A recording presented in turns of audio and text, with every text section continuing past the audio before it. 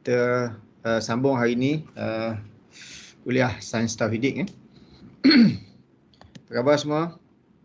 Saya ingat saya stop dulu. Bagi buah-buah sekejap.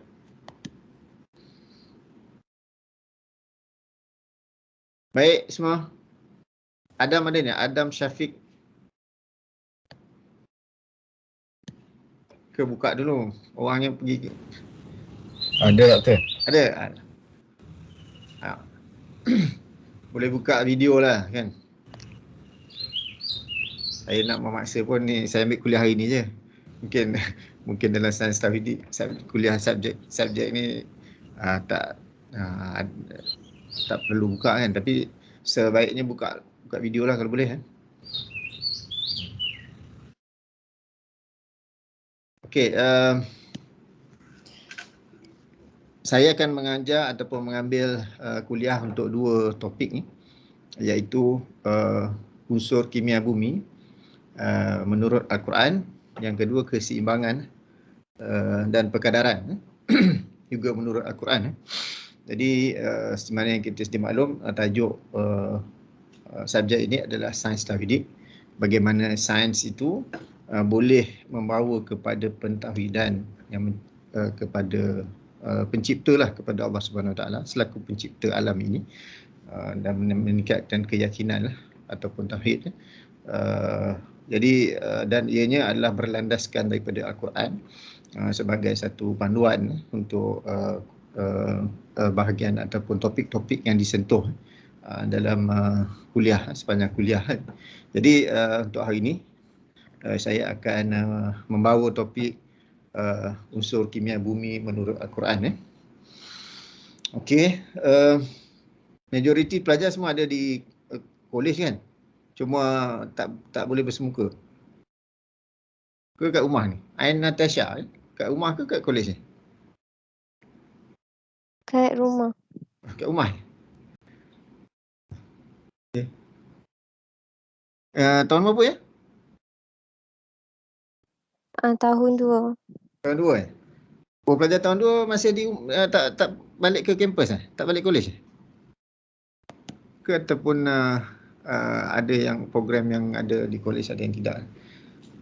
Pelajar saya ke minggu lepas je ada di kolej. Tengok program kot. Okey. So kita telah melewati 17 minit. Saya terus kepada silap, sorry. Dan tekan yang lain pula.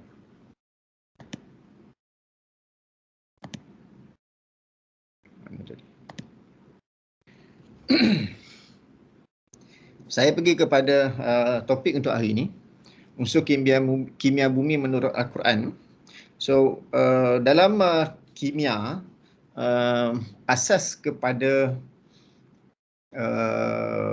bahan di dalam kimia, kita rujuk kepada unsur ataupun elemen, dan apabila beberapa gabungan unsur itu digabungkan ataupun ditindak balas, dia akan menghasilkan sebatian.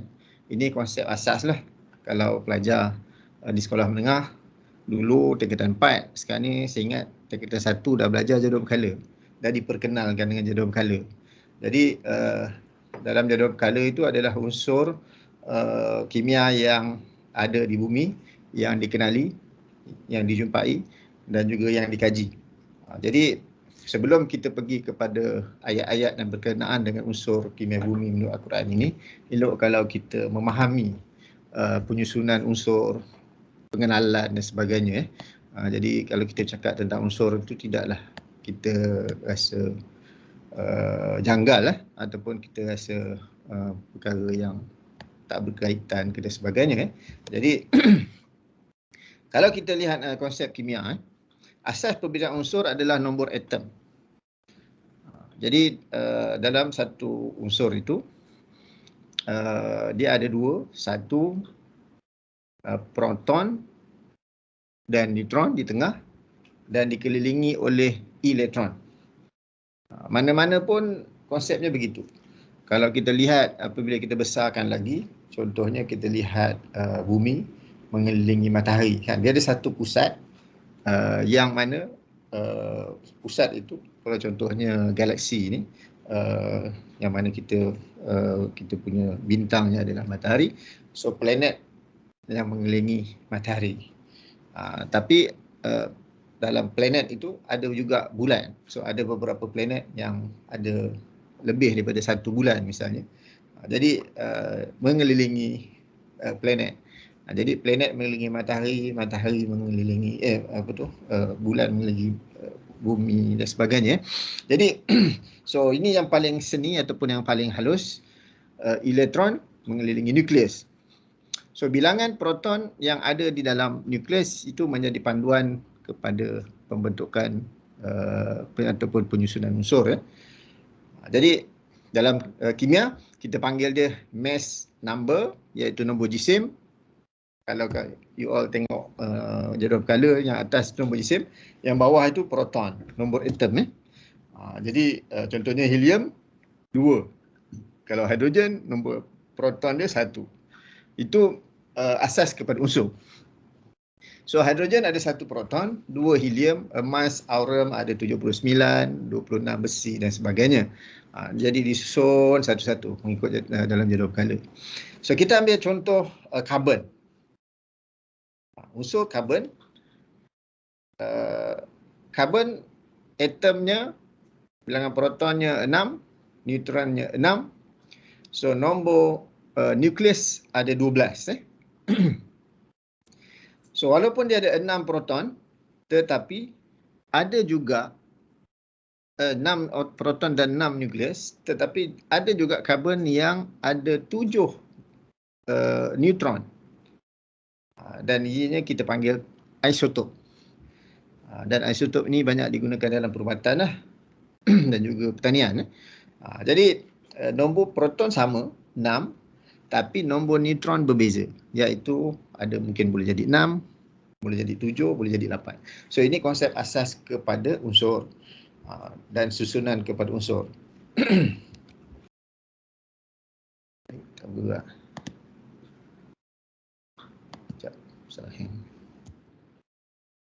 Okey.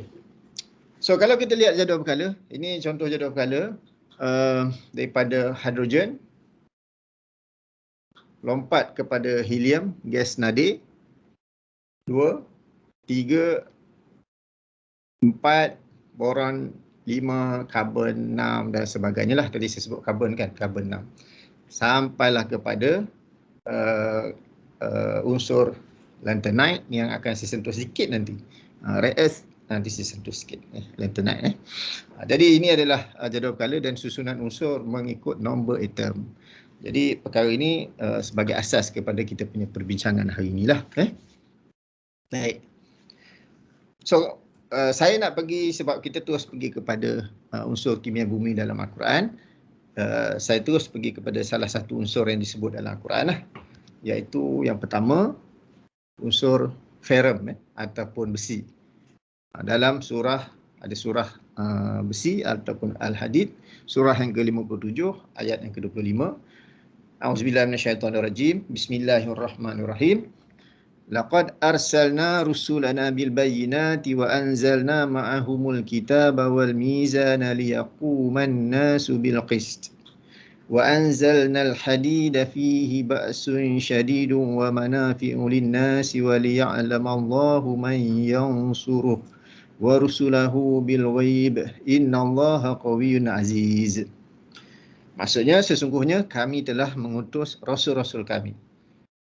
Kami ini merujuk kepada Allah dengan membawa bukti-bukti yang nyata. Untuk makluman, kalau menunjukkan kehebatan Allah, biasanya Allah Al-Quran itu menggunakan perkataan kami, menunjukkan kekuatan, kebesaran, bukanlah maksudnya berbilang, tetapi kekuatan dia ataupun kebesaran. Mengutus rasul-rasul kami dengan membawa bukti yang nyata dan telah kami turunkan bersama mereka Alkitab. So dalam ayat ini wa anzalna ma'ahumul kitab, diturunkan bersamanya ataupun bersama mereka rasul-rasul ini Alkitab ataupun kitab-kitab. So kita belajar ada 4 kitab yang utama diturunkan kepada nabi-nabi. Mungkin kita boleh share sikit kot. Alamak, nak tanya siapa? Nabi Musa kitab apa? Ada siapa boleh jawab? Taurat. Apa dia? Taurat. Taurat. Okey. Nabi Isa? Injil. Satu lagi kitab Nabi? Daud, Zabur. Bagus Siapa Macam mana saya nak ramai-ramai ni? Okey, sekarang ni you nampak saya punya slide PowerPoint ke ataupun nampak saya senarai nama? PowerPoint. PowerPoint. Okey. Boleh lah kalau saya klik tu saya nampak. Dah hilang lah. Okey. So, Taurat, Injil, Zabur, Quran. So, ada 4 kitab. Terima kasih. Jadi, bersama mereka kitab-kitab atau kitab dan neraca keadilan. Neraca keadilan ni maknanya hukum hakam lah. Peraturan dosa pahala dan sebagainya yang disebut oleh nabi-nabi kepada umatnya supaya manusia dapat melaksanakan keadilan. Dan kami turunkan besi. So, ada 2 perkataan anzalna wa anzalna ma'humul, diturunkan bersama mereka kitab-kitab. Kemudian kami turunkan besi yang padanya terdapat kekuatan yang hebat. So, dalam ayat ini menyebut tentang kekuatan ataupun kehebatan satu unsur, iaitu unsur ferrum dalam bahasa kimianya ataupun unsur besi dalam bahasa yang kita sebut hari-hari lah. Dan berbagai manfaat bagi manusia supaya mereka mempergunakan besi itu. Dan supaya Allah mengetahui siapa yang menolong agamanya dan rasul-rasulnya padahal Allah tidak dilihatnya. Sesungguhnya Allah Maha Kuat lagi Maha Perkasa. Jadi kalau kita nisabkan ataupun kita rujukkan kepada ayat ini, so besi itu digunakan dalam pembuatan pelbagai peralatan. Termasuklah peralatan peperangan ataupun persenjataan dan sebagainya, pengangkutan dan sebagainya untuk menolong agamanya, iaitu agama Allah tadi dan rasul-rasulnya, ataupun membantu rasul-rasul merujuk kepada pengikut nabi-nabi tadilah.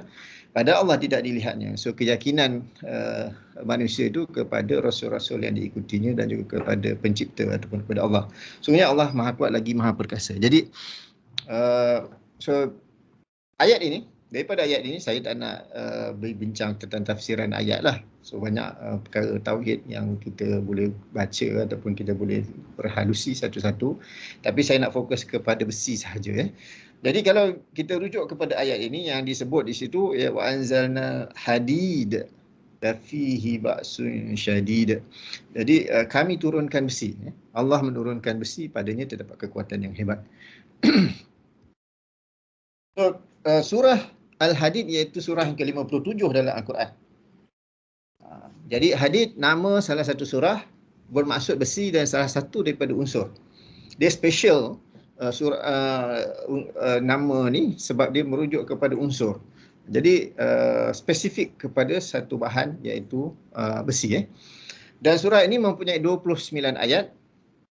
Unsur-unsur lain dan nombor atom kejadian ini secara tidak langsung lah, tapi kita fokus kepada hadid ni. So apa yang uniknya, keunikan hadid yang disebut dalam surah ini, jika kita campur dengan sebutan basmalah iaitu bismillahirrahmanirrahim, dia ayat yang ke-25, tapi kalau kita campur bismillahirrahmanirrahim sebagai pembuka ataupun membuka bacaan kepada Al-Quran,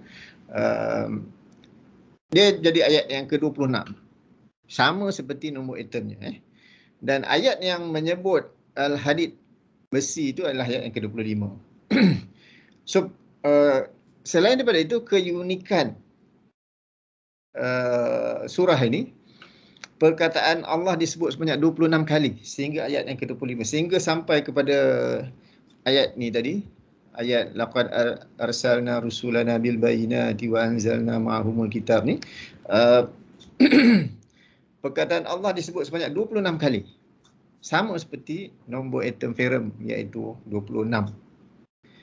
Dan kalau kita lihat isotop yang saya sebutkan tadi, karbon dia ada karbon 12, karbon 13, karbon 14. 57 adalah salah satu daripada isotop ferrum ataupun besi. Besi 54, 56, 57, 58. Jadi kita biasa guna besi 56. Tapi salah satu daripada isotop ferrumnya adalah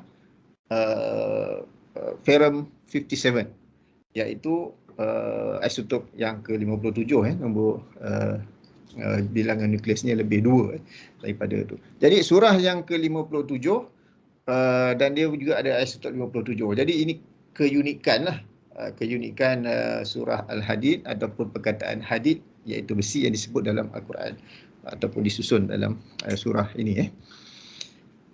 So, kalau kita pergi lebih spesifik kepada ayat yang saya bacakan tadi, kajian astronomi menunjukkan bahawa besi yang ada di bumi ini wujud akibat letupan bintang gergasi di luar ruang angkasa. So kajian saintis menunjukkan bahawa besi ini sebenarnya dia datang daripada luar bumi, yang jatuh ataupun yang turun ke bumi, bersesuaian dengan dalam ayat tadi disebut, dan kami turunkan besi yang padanya terdapat kekuatan yang hebat dan berbagai manfaat bagi manusia. Allah tidak menyebut secara spesifik ciptakan besi, tetapi Allah menyebut turunkan besi. Anzalna, anzalna itu turunkan besi, seperti mana Allah menurunkan kitab ataupun kitab-kitab kepada para rasul tadi, kan, perkataan yang sama. Jadi daripada perkataan anzalna ini, so mufassirin ataupun para ahli tafsir mentafsirkan besi itu berasal daripada luar bumi, bukannya berasal daripada tanah bumi, tetapi jatuh ke bumi dan dia menjadi pasak-pasak bumi, menguatkan kedudukan bumi.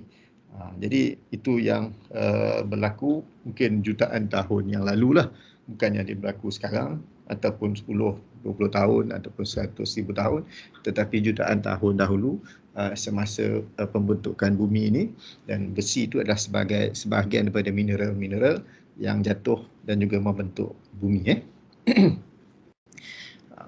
So huraiannya, kami menurunkan besi, bukannya kami menciptakan besi. Ini maksud besi dicipta di luar daripada sistem yang ada di bumi dan kemudian dijatuhkan oleh Maha Pencipta. So mungkin ribuan ataupun jutaan tahun.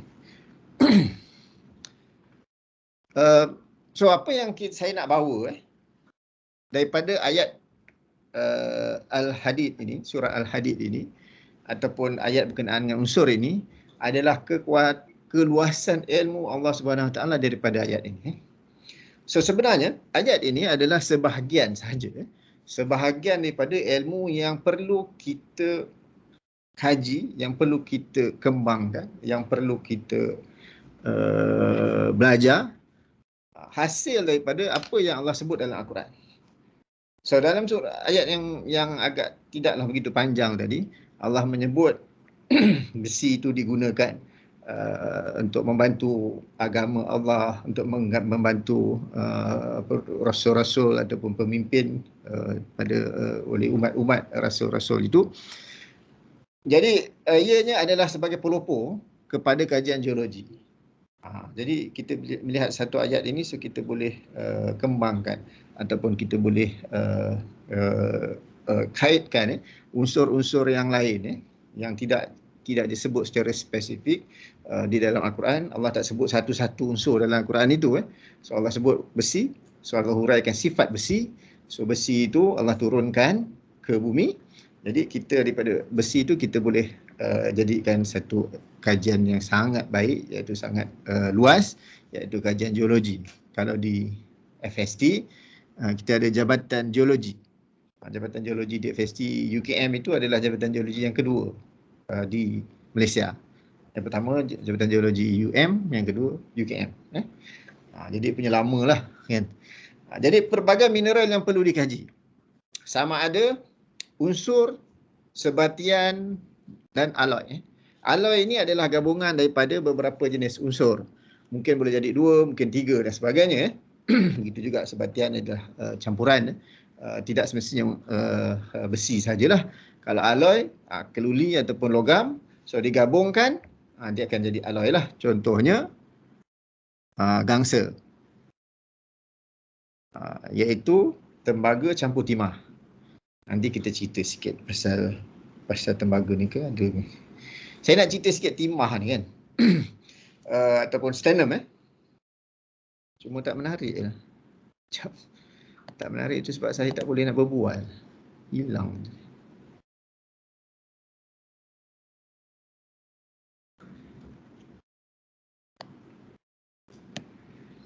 Tapi benda ni kenapa keluar?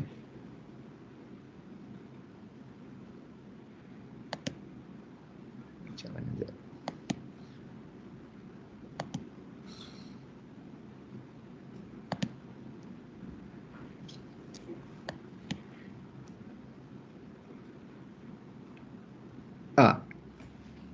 Fahmi Ezani ada? Ada Datuk. Ada.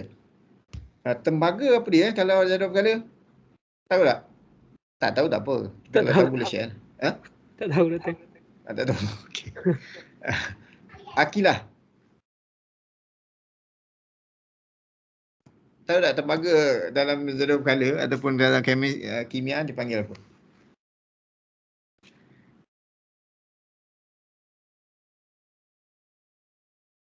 Akilah ada ke? Tak ada?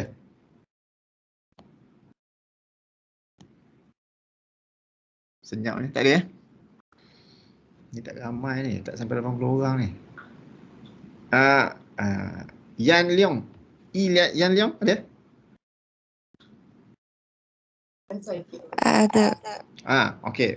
Tembaga dalam chemistry dipanggil apa? Dalam kimia. Tak tahu. Hai.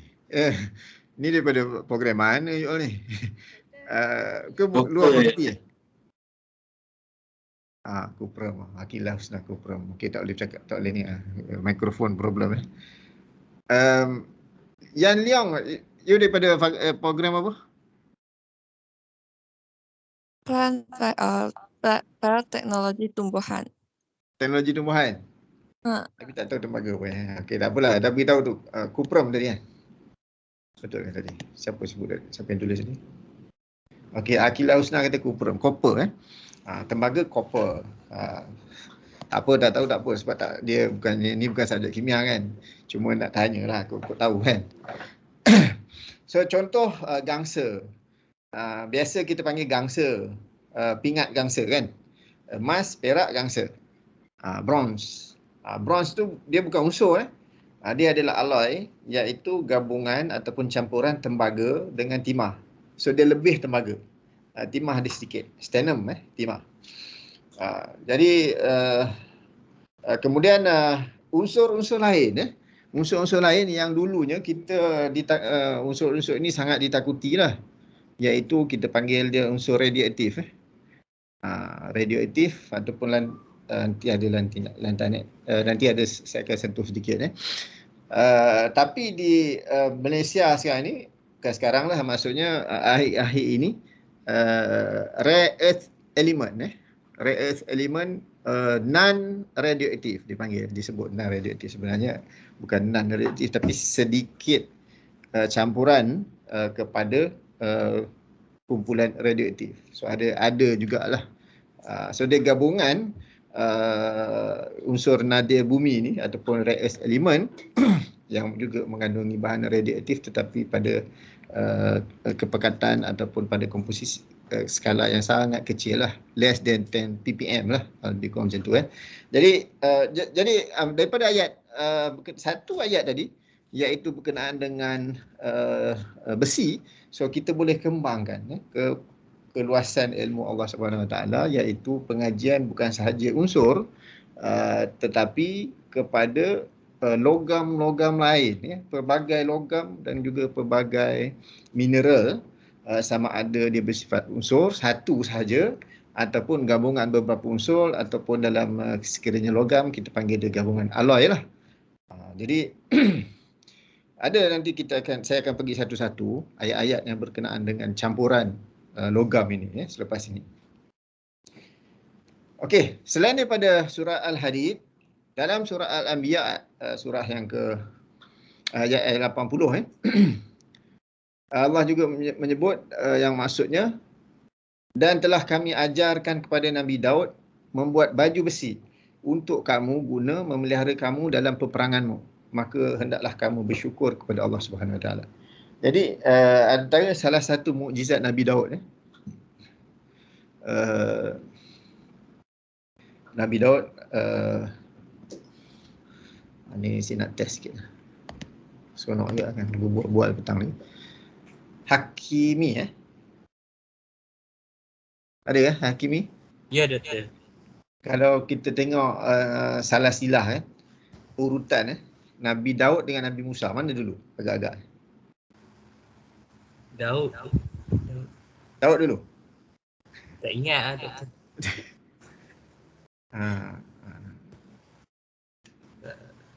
Wan Nur Wan Nur Amirah. Antara Nabi Daud dengan Nabi Musa. Mana dulu? Agak-agak lah.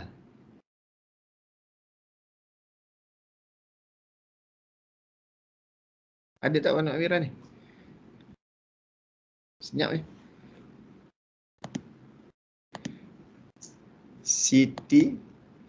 Siti Ruwaida. Nabi Musa dulu. Nabi Musa dulu. Baru Nabi Daud. Betul. Okey, Nabi Daud ni apa yang popular cerita Nabi Daud ni? Ada satu peperangan antara kumpulan apa dengan kumpulan apa? Ingat tak? Tak tahu. Disebut dalam Quran panjang kisah Nabi Daud Talut dan Jalut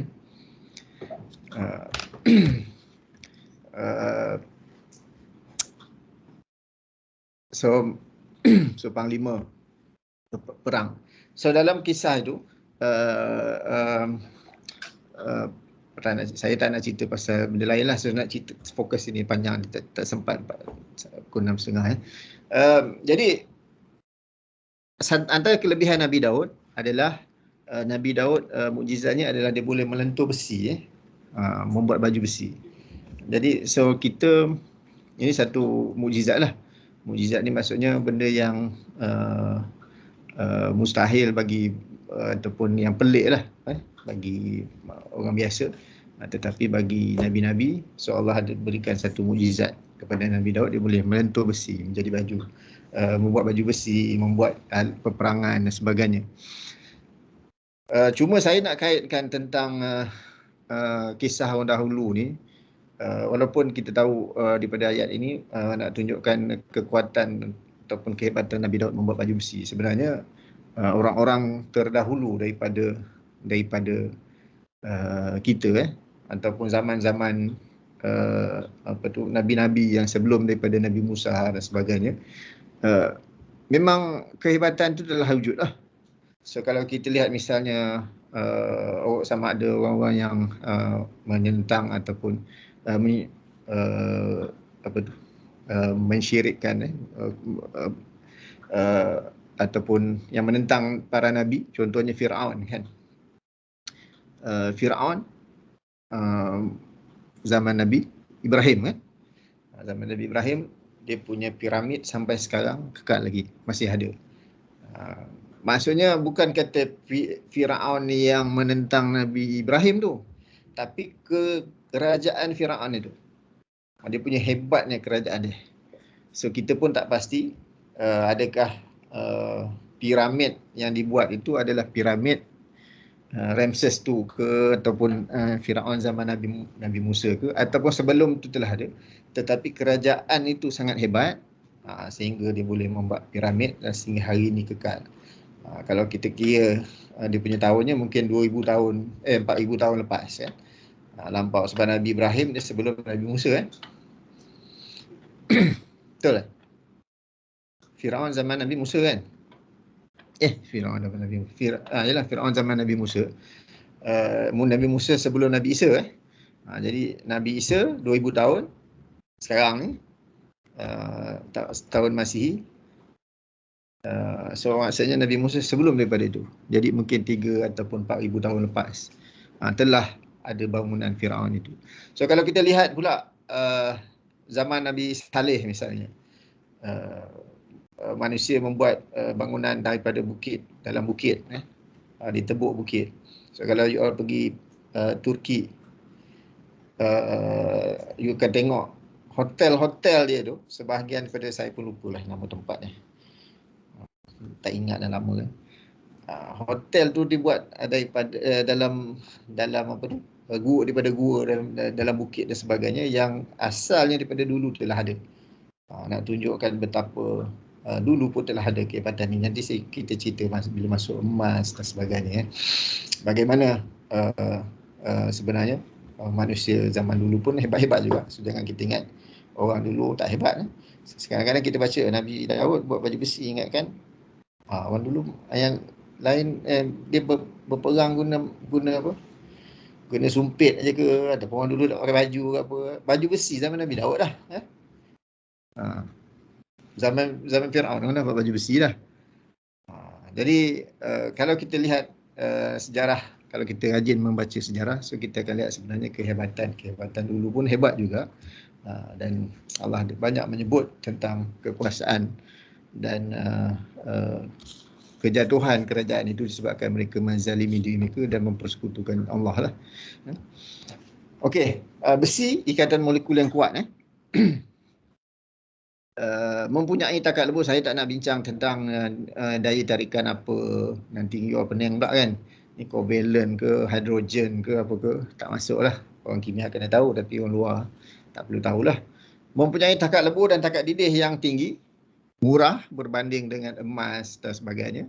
Murah ni relatif lah. Sebab kalau kita kira harga besi sekarang ni pun tinggi, tetapi berbanding dengan logam lain. So boleh diubah bentuk. Bila kita kata logam, biasanya kita boleh leburkan dia, bentukkan dia. Antara sifat logam. Konduktor haba yang baik, mudah didapati. Unsur yang paling banyak di bumi, iaitu 34.6% membentuk bumi. Penggunaannya banyak dalam pembuatan kereta, kapal terbang, komponen struktur sebuah bangunan dan lain-lain. Kegunaan besi sebagai senjata kenderaan bangunan yang saya sebutkan tadilah. So, kita nak masuk kepada unsur kimia lain dalam Al-Quran. Okey, antara unsur lain adalah tembaga.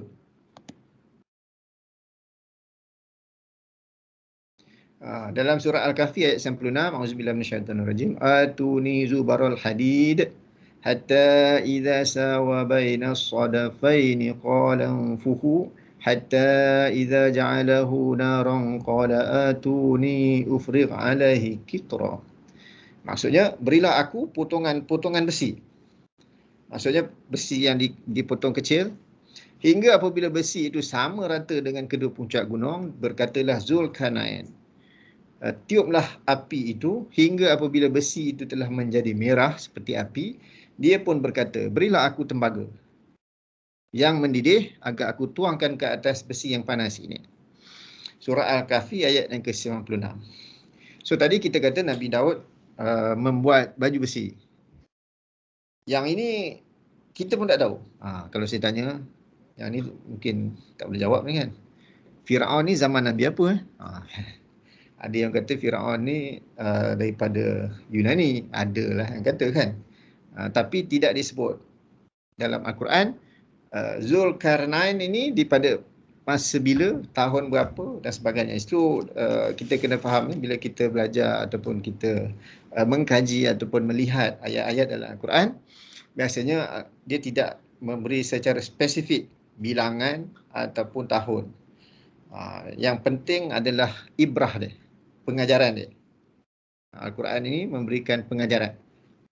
Sebab apa yang disebut dalam Al-Quran itu sebahagiannya berulang. Maksudnya sejarah penentangan orang-orang yang berkuasa, penguasa kepada mendustakan ataupun mensyirikkan Tuhan dan sebagainya ini berlaku sepanjang zaman lah. Dan Allah turunkan Nabi-Nabi.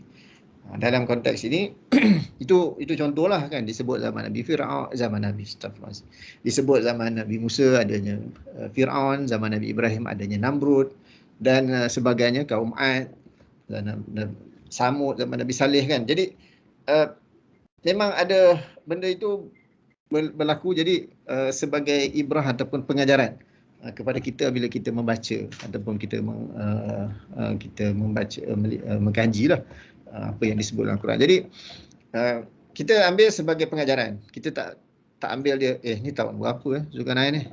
Banjir besar ni agak-agak tahun berapa ni? 4000 sebelum Masihi ke? Contohnya kan. Tapi benda tu disebut dalam Quran dan kita kena tahulah berlaku benda tu dan kita kena meyakini. Al-Quran kita kena berimanlah kalau yang Islam kan. Jadi apa yang saya nak sentuh berkenaan dengan tembaga ni.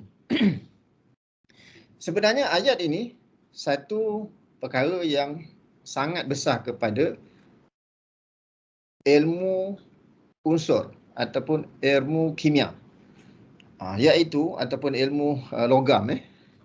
Dalam ayat ini Allah menurunkan ataupun menurunkan ayat ini, dia secara tidak langsung memberitahu kita bahawa logam ini kalau kita campurkan dia akan jadi sangat kuat. So besi itu dah kuat, dia campur dengan tembaga yang lagi kuat, kan lagi kuat lah. Tembaga tu lebih dia boleh masuk antara saya nak explain dalam konteks bukan kimia kan. Logam ni dia punya susunan kalau kita boleh bayangkan, sebenarnya dia ada struktur dia. Tetapi kalau kita boleh bayangkan dia katalah bulat satu macam guli lah kan. Satu guli besar dia bergantung kepada dia punya bilangan proton tadi kan. Ada yang besar ada yang kecil kan. Jadi apabila kekisinya ni, apabila kita gabungkan, so dia akan yang contohnya bola dengan guli. Jadi dia akan masuk di antara kekisi logam susun. Jadi dia akan jadi sangat kuat apabila kita campurkan lebih daripada 2 logam. Sedangkan kalau kita perhatikan Zulkarnain ni kita pun tak tahu bila. Jadi nak tunjukkan, saya sebutkan tadi, orang dulu-dulu telah sangat hebat ilmu dia. You all boleh bayangkan macam mana agak-agak lah kan Zulkarnain ni wallahualam nabi ke apa ke kan, tapi apa yang disebut dalam Quran ni lah, macam mana dia boleh tuang besi antara 2 puncak gunung.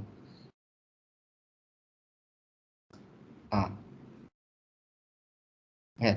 Kemudian bukan setakat dia tuang besi tu dalam dia punya cetakan. Kalau tidak mestilah gunung tu dia meleleh jadi macam gunung berapi kan. Jadi dia ada mold dia. Kemudian dia tuang pula tembaga yang mendidih. Dia dah masuk dalam tu, dah tutup antara gunung itu. Kemudian dia masukkan tembaga yang mendidih. Jadi dia sangat kuat lah. Kita pun tak tahu berapa lapisan yang digunakan mold dia untuk membentuk alloy atau untuk membentuk campuran besi dengan tembaga ni. Tetapi kalau kita baca ayat ni, kita kata subhanallah kan. Hebat orang dulu kan.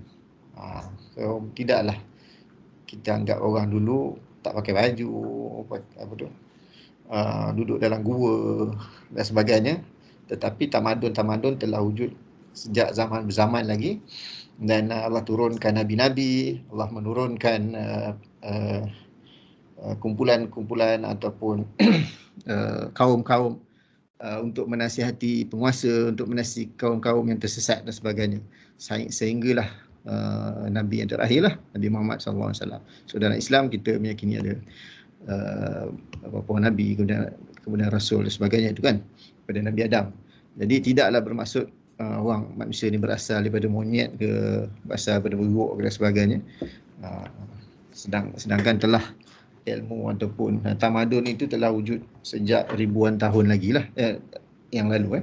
Jadi ini ilmu yang kita boleh bayangkan sekarang ni kita panggil komposit lah, pelbagai logam dicampurkan. Okey, itu tembaga. Kemudian seterusnya dalam ayat yang lain, bila melibatkan unsur-unsur yang lain yang disebut dalam Al-Quran adalah termasuklah emas. Ayat ni panjang, saya terus kepada terjemahan dia. Mereka itu disediakan baginya syurga yang kekal, yang mengalir di bawahnya beberapa sungai.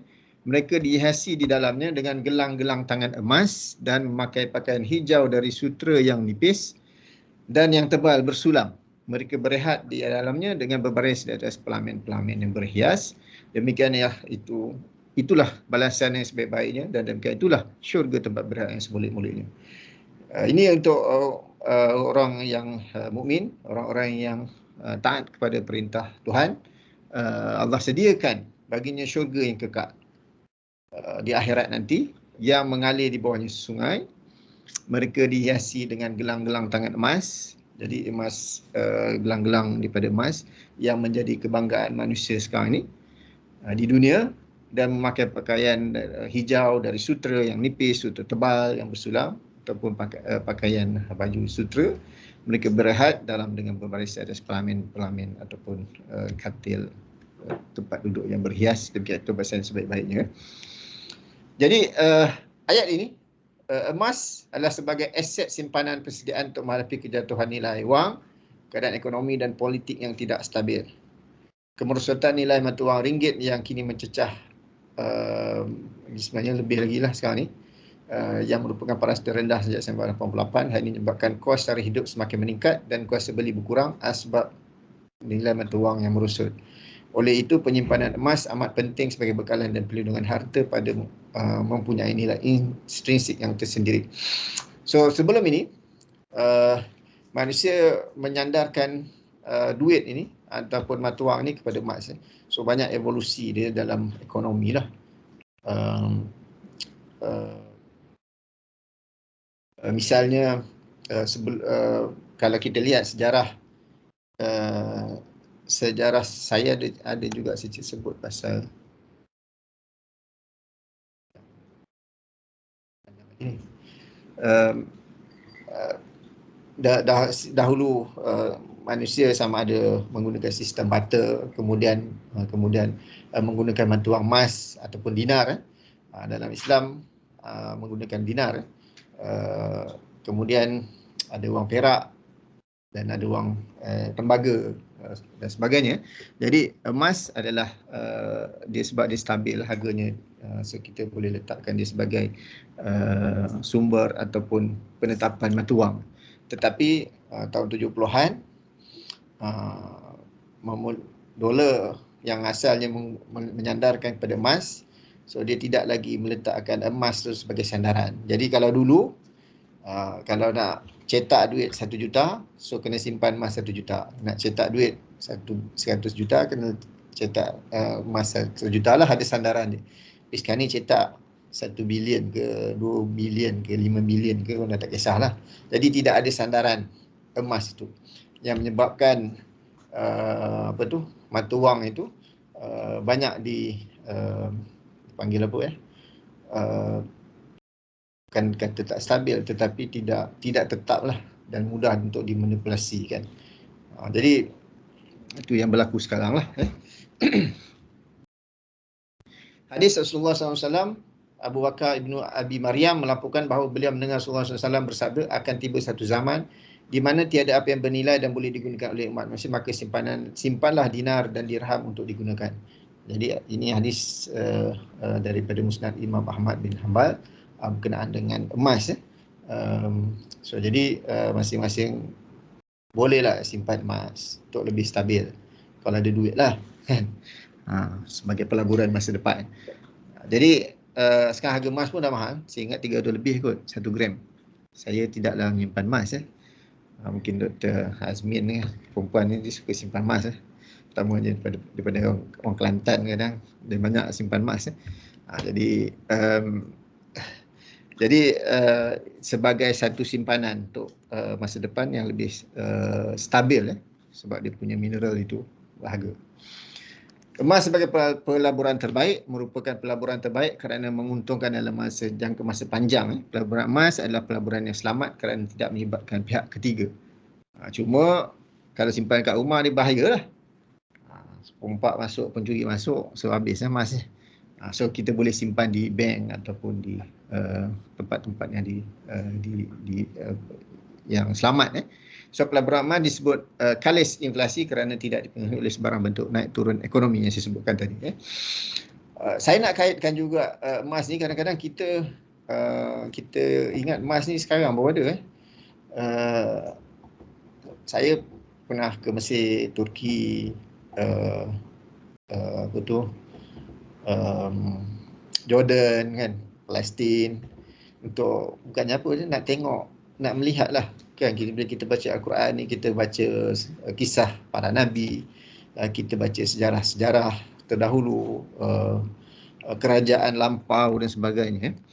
So misalnya kita lihat kalau kita pergi di Museum Firaun di Mesir. Firaun zaman Nabi apa dia? Lupa dah. Nabi Musa. Cepat eh.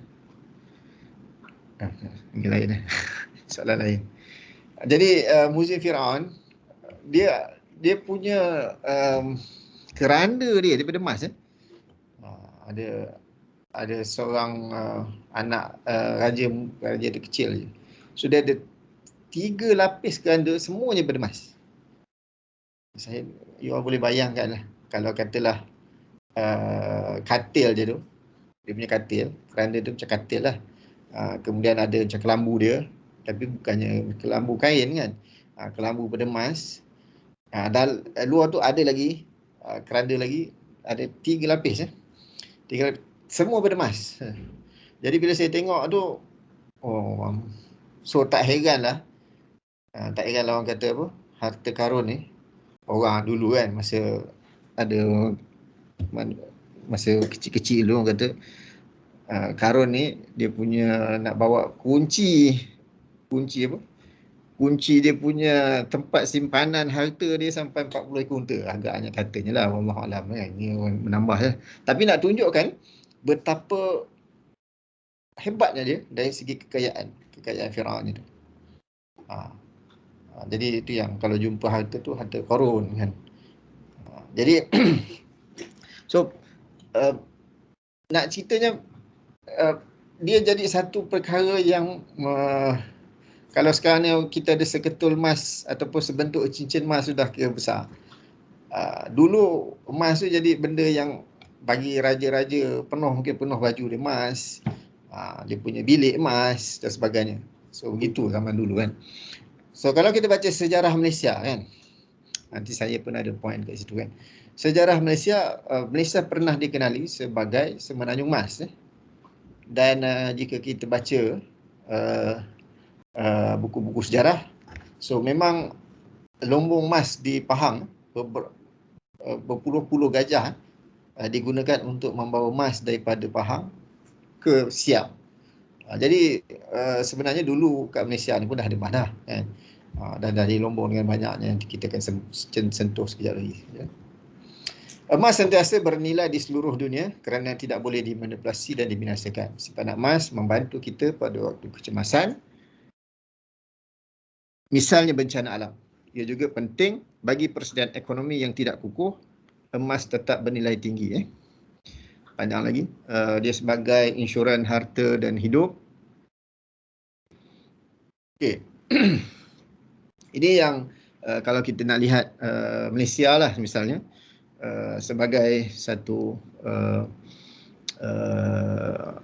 bukti kita nak kaitkan dengan unsur tadi. Di Malaysia sebenarnya kita kaya dengan ilmu unsur-unsur ini. Saya nak beritahu itulah. Bukannya baru sekarang, bagaimana kita mempelajari ataupun kita melihat balik peta dunia mungkin 4,000, 3,000 tahun lampau ataupun 5,000 tahun lampau, telah adanya kerajaan, telah adanya Zulkarnain yang menutup gunung ataupun membahagikan gunung dengan alloy. So sebenarnya di Malaysia misalnya telah ada perlumbungan emas pada abad yang ke-13. Abad yang ke-13 maksudnya 12,000 something. So golden chestnut ataupun semenanjung emas dinyatakan dalam lakaran peta oleh ahli geografi Yunani bernama Ptolemy pada akhir abad yang ke-13. Kemudian pada abad yang ke-19, 18 lebih, perlumbungan timah terbesar di dunia pada abad yang ke-19 oleh British di semenanjung Malaysia, terutamanya di Perak dan juga di Kuala Lumpur ataupun Selangor. Ini nak tunjukkan sebenarnya bumi Malaysia ni sangat kaya dengan mineral ataupun dengan unsur-unsur yang disebutkan. Tembaga telah digunakan secara meluas sejak berkurun lampau. Kalau kita baca sejarah-sejarah kerajaan silam, kerajaan Melayu, Perak lah, Melaka dan sebagainya. So dia punya tepak sirih tu daripada tembaga. Tepak sirih ni maksudnya yang dia punya pinggan, dulang daripada tembaga. Maksudnya dulu tak ada plastik kan. Sekarang ni dah ada plastik. So dulang nak angkat pinggan, cawan ke dan sebagainya. Dia tak pakai tembaga lah sebab orang sekarang ni duit nak beli tembaga mahal kan. Dulu dulang tu tembaga. Pinggan daripada tembaga. Jadi orang bangsawan lah. Ni kita cerita orang bangsawan kan. Ataupun kerajaan-kerajaan lampau. Dalam di UK di mana Chelsea saya lupa dah. Chelsea kalau saya tak silap. Meriam tembaga, kalau saya tak silap lah, panjangnya lebih kurang 2 meter ataupun 1,5 meter yang dibina ataupun yang dibuat pada tahun 1600, iaitu lebih kurang 150 tahun selepas kejatuhan Melaka. Jadi maksudnya zaman Melaka tu itu oleh kerajaan Patani Jadi British bawa ke England lah ataupun ke UK. Maksudnya masa kerajaan Melaka tu pun mungkin dah ada meriam tembaga. Jadi so pelumbungan emas, perak, tembaga, timah ni dan sebagainya adalah satu benda yang sebenarnya di negara kita telah berkurun orang buat lah, ataupun di lombong ataupun dikaji geologi yang saya sebutkan tadi. Ini jajaran emas semenanjung Malaysia. Ini bagi siapa yang berminat lah. Mungkin kat belakang rumah dia ke kan? Siapa yang duduk Kelantan kan. Kemudian ni Pahang Pahang, Raub dan sebagainya. Kemudian Perak, daripada Kedah, daripada Perak ni sampailah kepada Melaka, kepada Johor, di pinggir Gunung Ledang ni, iaitu di sempadan Melaka Negeri Sembilan. Ini adalah jajaran emas. Jadi kalau siapa yang nak mengkaji ataupun nak mencari emas, bolehlah try. Kok lah dia ada dekat kawasan ini. Dia boleh cuba dapatkan ataupun boleh ekstrak daripada tanah ataupun daripada batuan yang ada. Okey. Seterusnya dalam ayat yang lain, surah Ali Imran ayat 14, Allah menyebut maksudnya dihiaskan dan dijadikan indah kepada manusia kesukaan kepada benda yang diingini, iaitu nafsu, iaitu perempuan dan anak pinak, harta benda yang banyak berpikul-pikul dari emas dan perak, kuda peliharaan yang bertanda lagi terlatih, dan binatang-binatang ternak serta kebun tanaman. Semuanya itu adalah kesenangan hidup di dunia, dan ingatlah pada sisi Allah ada tempat kembali yang sebaik-baiknya, iaitu syurga. So kalau kita membaca ayat ini dan ayat yang tadi, yang sebelum ini berkenaan dengan emas tadi, so kita akan lihat apabila Allah menyebut tentang kehebatan dunia, iaitu perak, emas dan sebagainya, so Allah mengingatkan manusia ni, mengingatkan kepada akhirat. So maksudnya bila kesenangan dunia dengan emas, perak, dengan keluarga, anak pinak, harta benda yang banyak dan sebagainya, so kita tidak boleh lupa bahawa kita akan kembali kepada Tuhan. Kita akan kembali kepada Allah, iaitu manusia ini sifat dia tidak kekal. Yang kekal hanyalah Allah ataupun Tuhan. Manusia ni tak kekal. Dia ada satu masa nanti dia akan pergi. Dia akan meninggalkan alam dunia ni. So alam dunia ni adalah sebahagian ataupun salah satu daripada alam yang ditempuhi oleh manusia. Dia bermula dengan alam barzakh, alam roh, alam dunia semasa kita hidup. kita masuk ke alam barzah, kemudian titian sirat dan sebagainya sampailah masuk sama ada ke syurga ataupun ke neraka. Daripada ayat ini kita kena faham gitulah. Jadi kita tidak boleh meletakkan kesenangan dunia ini sebagai satu matlamat kita. Jadikan dia sebagai satu alat saja untuk sampai kepada apa yang disebut tadi dalam ayat ini. Dan ingatlah, pada sisi Allah ada tempat kembali yang sebaik-baiknya, iaitu syurga. Jadi kita ada dua pilihan, sama ada nak ke syurga ataupun ke neraka. So pada sisi Allah yang tempat yang kembali sebaik-baiknya adalah di syurga. Jadi kita jadikan kekayaan, emas, perak dan sebagainya itu sebagai sandaran ataupun sebagai alat untuk sampai kepada sisi Allah, iaitu syurga. Dan dalam surah yang lain, maksudnya mereka berpakaian sutera halus yang hijau dan setebal ni, perak dan perak memberikan kepada mereka minuman yang bersih dan suci. So ini adalah beberapa ayat lagi lah. Dan kepada mereka diedarkan bejana-bejana dari perak dan piala yang bening laksana kristal. Maksudnya surah Al-Insan ayat 16.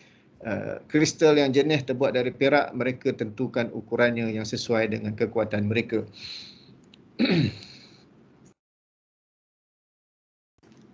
Jadi so apa kegunaan perak? Argentum antara kegunaan argentum selain daripada perhiasan, ia juga boleh digunakan dalam perubatan untuk memalut luka, untuk menyembuhkan penyakit, kompleks koloid perak untuk melawan penyakit dan dalam titisan mata. Jadi seterusnya saya nak sebut juga unsur nadi bumi tadi. Ya, benda barulah daripada apa yang ada selain daripada unsur yang telah sedia ada, iaitu emas, perak, tembaga, besi dan sebagainya. Unsur nadi bumi adalah ataupun dipanggil rare earth element ataupun REE, merupakan kumpulan unsur yang ada dalam jadual berkala yang terdiri daripada 15 unsur dalam kumpulan lantanite dengan nombor atom 57 hingga 71 dan dua unsur dalam kumpulan 3 iaitu scandium dan juga yttrium. So kalau kita lihat periodic table untuk elemen, ini adalah unsur lantanite ataupun unsur yang mungkin bersifat radioaktif. Dia ada 14 ini 15 unsur campur 3 kat sini 21 57 ni. Dua unsur ini. Daripada 57 sampai 71, kemudian 21 dan 39. Ini adalah unsur rare earth element. Jadi unsur ini baru ditemui ataupun baru menjadi sekarang ni dia punya kegunaannya melonjaklah apabila manusia ataupun industri banyak menggunakan bateri, kemudian menggunakan barang-barang elektronik, solar panel dan sebagainya. Jadi dia banyak menggunakan unsur rare earth element. Potensi rare earth element di Malaysia tadi kita sebut emas, tembaga, kemudian timah kan. Potensi rare earth element, saya sebenarnya baru mesyuarat dengan KETSA, Kementerian Sumber Asli. Sumber KETSA, Kementerian Tenaga dan Sumber Asli. Reserve rare earth, saya tak nak sebut berapa lah. Kalau saya cakap ni ramai orang terkejut pula. Ratusan bilion ringgit Malaysia. Jadi reserve rare earth dekat Malaysia. Aplikasinya adalah dalam perkakasan elektronik untuk industri utama, menghasilkan telefon pintar, tablet, komputer, TV, bateri dan sebagainya. Jadi ini adalah unsur-unsur baru yang diterokai oleh manusia. Bila kita tadi dah menyebut tentang emas, kita menyebut tentang besi, campuran besi, tembaga dan sebagainya. So ada campuran lagi rare earth element ini yang di dalamnya terkandung tadi 17 unsur lantanite dan juga 15 campur 2 tadi, total 17. Jadi dia mempunyai sebenarnya Malaysia mempunyai simpanan ataupun deposit rare earth element yang sangat tinggi nilainya, melebihi daripada emas lah. Cumalah ada cumanya, mineral-mineral ini yang kita bincangkan hari ini, dia ada di dalam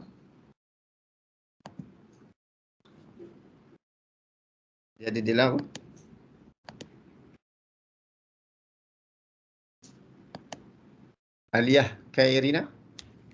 Mineral-mineral ni ada kat mana?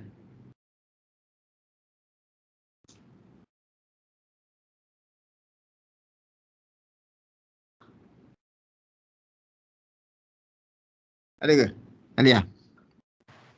Ya, saya. Mineral yang kita cakap saya sebut ni, dia ada kat mana? Agak nak dapat dia kat mana?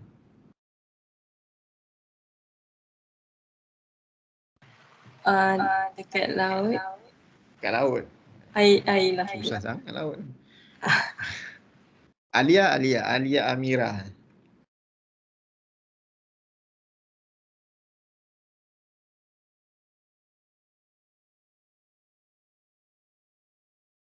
Ada? Ke tak ada? Ada doktor? Kita bincang hari ni unsur bumi dalam Quran ni. Unsur-unsur ni dia kat mana sebenarnya? Kalau kita nak ambil dia kat mana?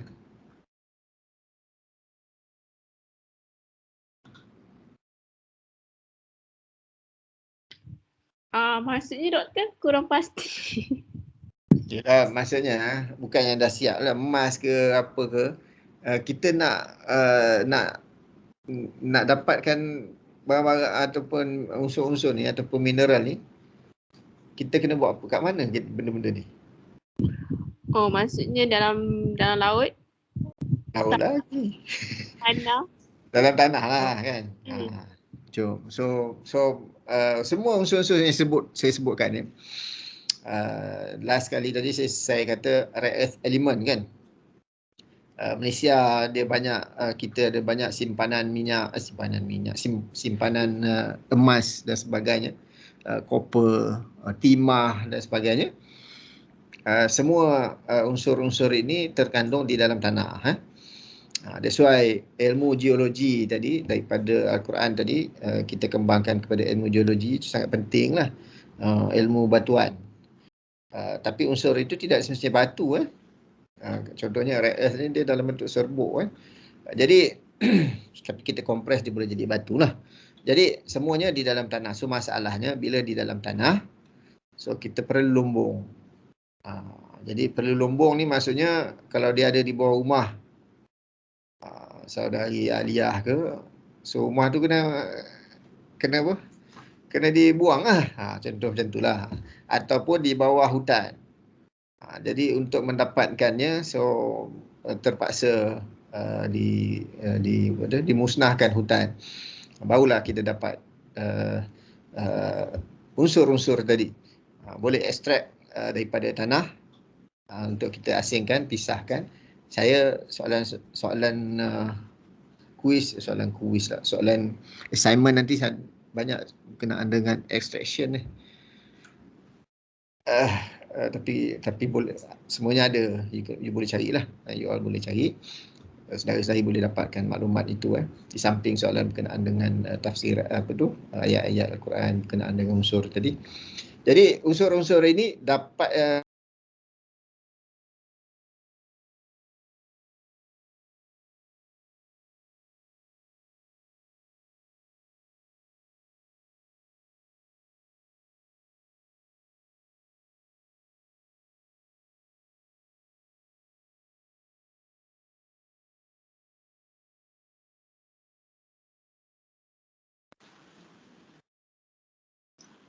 You all Prof Riz kan?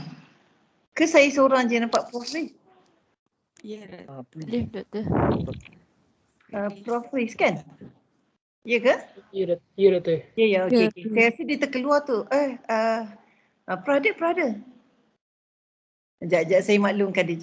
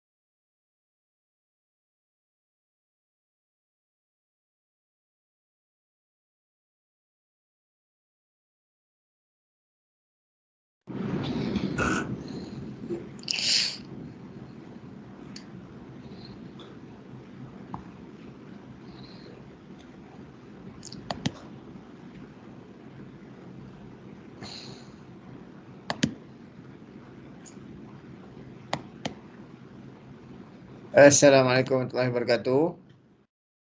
Dan selamat petang. Boleh dengar ya? Boleh doktor.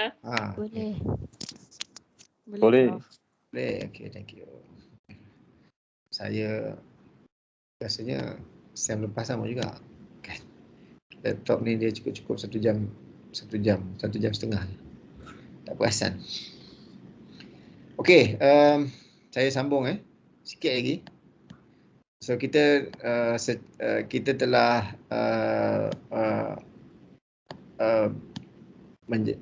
saya telah menjelaskan berkenaan dengan unsur kimia bumi. Bila kita sebut, saya nak pergi tadi sebab tajuknya adalah unsur kimia bumi kan. Jadi saya nak pergi balik tadi kepada soalan saya. Dia dapat di dalam tanah lah, dalam bumi lah. So bila di dalam bumi, so ada restriction lah ataupun ada kesukaran. Jadi kita tidak boleh sewenang-wenangnya ataupun manusia tidak boleh sewenang-wenangnya menggali ataupun mengeluarkan unsur-unsur yang ada di dalam bumi tanpa perancangan yang betul lah. Sekiranya kita buat macam tu, so kita akan pergi kepada tajuk yang berikutnya. Tajuk yang berikutnya adalah keseimbangan. So hilang dia punya keseimbangan. Daripada awal tadi kita dah sebut besi sebagai pasak bumi. So dia menguatkan kedudukan bumi. Kemudian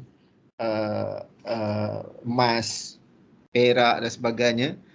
Begitu juga rare earth element dan sebagainya ini. So dia ada di dalam bumi. So bila kita dalam bumi terutamanya dalam konteks hari ini yang paling tak mengganggu manusia adalah hutan. Jadi untuk keluarkan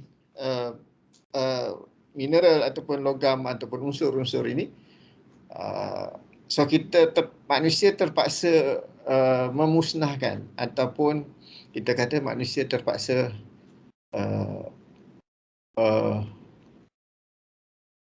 membuat keburukan lain. Contohnya memusnahkan ataupun merosakkan hutan untuk mendapatkan bauxite, untuk mendapatkan rare earth, untuk mendapatkan emas di Pahang misalnya. Jadi di Perak dan sebagainya, menyebabkan berlaku bencana yang lain. Jadi kita kena seimbangkan keadaan itu, walaupun kita kaji unsur ini dan unsur ini dari segi kepada manusianya dia sebagai untuk mewujudkan kemewahan dalam konteks emas tadi ataupun digunakan dalam pelbagai aplikasi, bateri dan sebagainya. Tetapi untuk menghasilkan atau untuk mendapatkannya, so kita terpaksa mengorbankan alam sekitar, mengorbankan muka bumi dan sebagainya. Jadi keseimbangan itu perlu ada bagi memastikan kita dapat hidup dalam keadaan selamat, kita dapat hidup dalam keadaan tentram, kita dapat hidup dalam keadaan kebaikan untuk mencapai apa yang kita sebut tadi sains tauhidik lah, iaitu sains yang mentauhidkan pencipta, mentauhidkan penguasa kepada alam ini, iaitu Allah Subhanahu Wa Taala. Jadi saya kira itu apa yang boleh saya sampaikan untuk kuliah hari ini. Kita akan sambung sebenarnya esok ada lusa hari Khamis ada satu lagi kuliah iaitu berkenaan dengan keseimbangan dan perkadaran. Jadi sangat berkait dengan tajuk unsur kimia bumi tadi. Sebab dia ada di dalam bumi. Okey.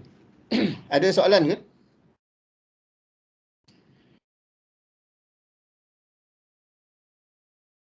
Tak ada soalan?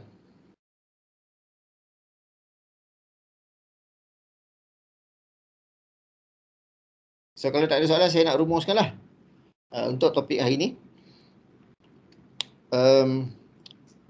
Kalau kita kaji ataupun kita lihat ayat-ayat Al-Quran berkenaan dengan unsur kimia bumi yang telah pun saya sebutkan tadi, ianya banyak berkenaan dengan kekuatan dan juga kehebatan sama ada kehebatan kerajaan yang berada pada ketika itu ataupun kehebatan manusia yang mendapatkan unsur-unsur tersebut.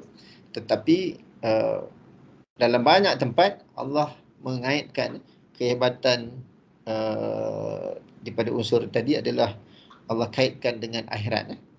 Jadi Allah menyebut kehebatan emas dan sebagainya, besi dan lain-lain, tembaga dan sebagainya. Tetapi di hujung ayat ataupun di ayat selepasnya Allah menyebut tentang akhirat. Jadi pengajarannya kepada manusia, bila kita bercakap tentang kehebatan dunia dan sebagainya, so kita tidak lupa, kita tidak boleh lupa tentang akhirat, ataupun kita tidak boleh lupa tentang tauhid, iaitu pencipta kepada alam inilah. So itulah sebagai rumusan. Banyak yang kita boleh ambil ibrah pengajaran daripada ayat yang kita telah bincangkan tadi, ataupun yang telah pun kita sentuh tadi. Okey, kedua, saya akan bagi assignment esok. Assignment ni dia tidak berkumpulan. So, setiap orang jawab soalan dan boleh hantar. Nanti kita akan setkan masa lah, mungkin 2-3 minggu, 2 minggu daripada minggu ni untuk you all hantar. Mungkin ada 5-6 orang ataupun 10 orang. Mungkin kurang lah sebab 80 tak ramai sangat. Katalah ada 6 orang mungkin akan buat soalan yang sama, tetapi dia kena antar berasingan. Maksudnya individu, bukannya berkumpulan, walaupun tajuknya sama. So itu saya ingat 3 perkara lah yang sebagai makluman ataupun rumusan untuk kuliah hari ini. InsyaAllah kita sambung kuliah pada hari Khamis berkenaan dengan keseimbangan dan perkadaran yang lebih banyak lagi yang kita boleh sentuh ayat-ayat lah berkenaan dengan perkara tersebut. Saya tak perlu ambil kedatangan Doktor ni. Tak perlu Prof, dia automatik. Okey. Kita dapat terus automatik. Okey, jadi saya ingat itu saja untuk kuliah ini. InsyaAllah kita sambung untuk kuliah akan datang. So kita tangguh dan kita speak jadi terima kasih semua. Assalamualaikum warahmatullahi wabarakatuh. Tak ada soalan Kalau tak ada, so assalamualaikum.